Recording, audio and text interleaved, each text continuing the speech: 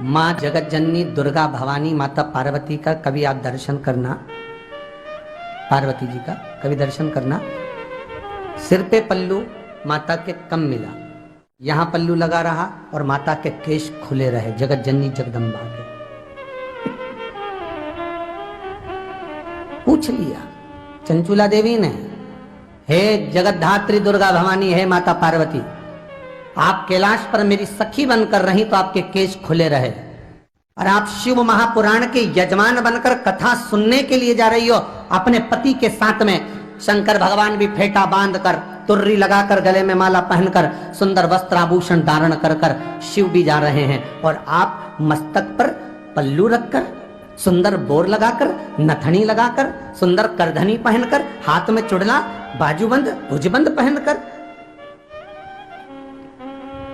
इतने आभूषण, इतने रतन पहनकर, मस्तक को ढककर, सिर पर पल्लू लेकर आप कहां जा रही हो?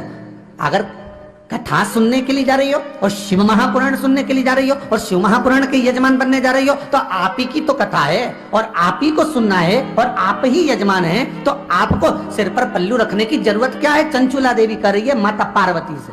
सुनिए जरा प्रसंग कितना सुंदर है। क्या जरूरत पड़ गई आपको पल्लू लेने की? आपको क्या जरूरत पड़ गई?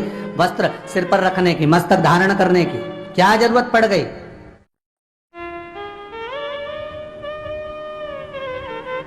मां कह रही है, चंचुला, कथा सुनने के लिए मैं तुमरुका जी के पास जा रही हूं, क्योंकि जजमान कथा सुनने के लिए किसी के द्वार पर जाता। मैं तुमरुका जी के पास कथा सुनने के लिए जा रही हूं, तो क्या हुआ? तुमरुका जी के पास अगर कथा सुनने जा रहे हो, तो कथा तो आप ही की बचेगा ना, तो फिर जरूरत क्या सिर पे पल्लू रखने की? नहीं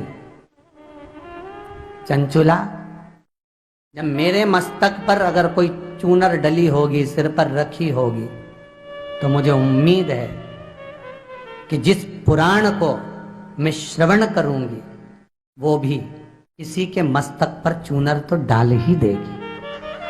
जिस पुराण को मैं श्रवण करूं, जिस भजन को मैं धारण करूं, जिस कथा को मैं स्मरण करूं, हमारे मारवाड़ी संप्रदाय के अंतर्गत, मारवाड़ी के अंतर्गत वर्णन आता है महाराज, हमारे मारवाड़ का एक भाव कहा जाता है कि अगर कोई साधारण तीज की भी पूजन करो, एक साधारण सा पूजन पाठ कुछ करो, तो मस्तक पर पल्लू होना जरूरी है। क्यों? क्योंकि जिस देवी देवता की हम आराधना कर रहे हैं वो हमारे कुल को भी ऐसे ढक कर रखे, हमारे परिवार को भी ऐसी साध कर रखे। जैसे मेरे सिर पर पल्लू है, उसी तरह जिसकी मैं आराधना कर रही हूं उसका हस्त कमल मेरे परिवार पर, मेरे कुल पर, मेरे कुटुंब पर पड़ा रहे। चलो जाने तो अग्नि पुराण का एक चरित्र सुनते हैं, बड़ा सुंदर है महाराज।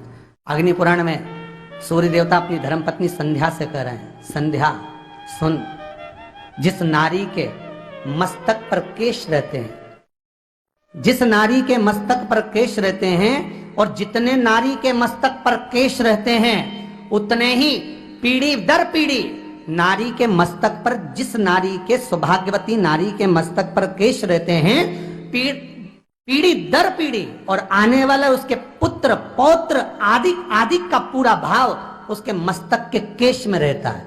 जब नारी किसी पूजन में सिर ढककर बैठती है, तो नारी जिस देवता का पूजन करती है, उस देवता का आशीर्वाद उसकी उतनी पीढ़ियों पर, उतने पोते पर, उतने परिवार पर, जितने केश हैं उतनी पीढ़ी और उतने पोते और उतने परिवार पर उस देवता का हस्तकमल रखा रहता है, जितनी देर तक नारी के मस्तक पर पल्लू रहता है। उसका व्याख्यान अग्नि पुराण ने करा। कई माताएं कहती क्या होता पल्लू रखने से? चलता भी था पहले हमारे यहाँ महाराज, इतना